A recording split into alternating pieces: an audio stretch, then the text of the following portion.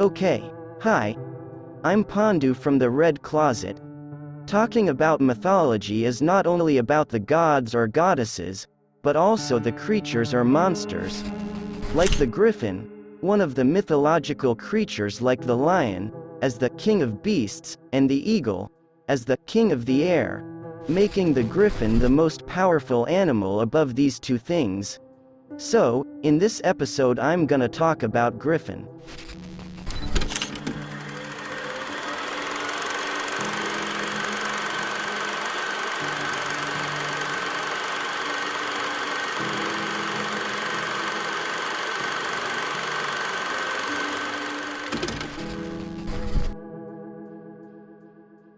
The griffin, ancient Greek, grips grups, is a legendary creature from Egyptian, Mesopotamian, Persian, Minoan, Greek, and Roman mythology that has the body of a lion and the head and wings of an eagle.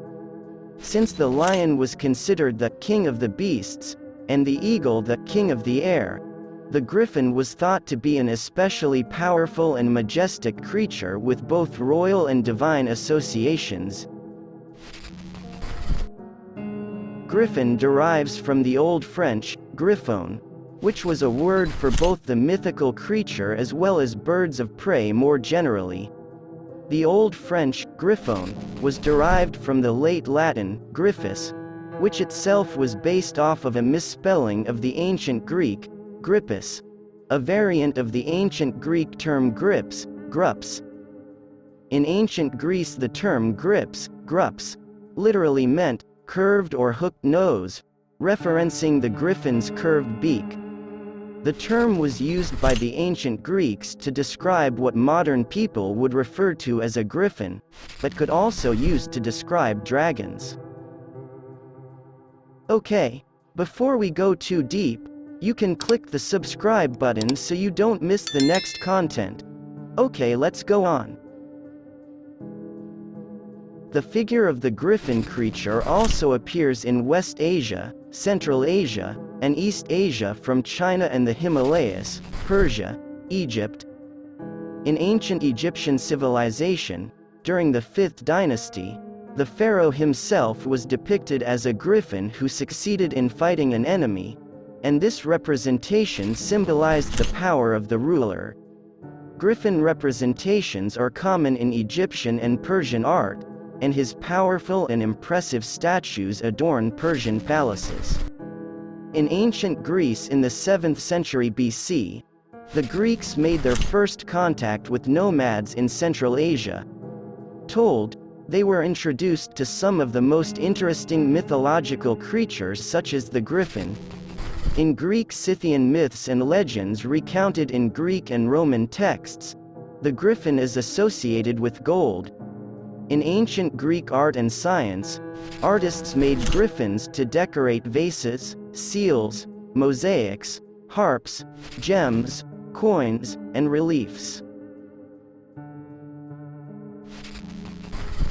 Griffins have been a part of literature and mythology for decades.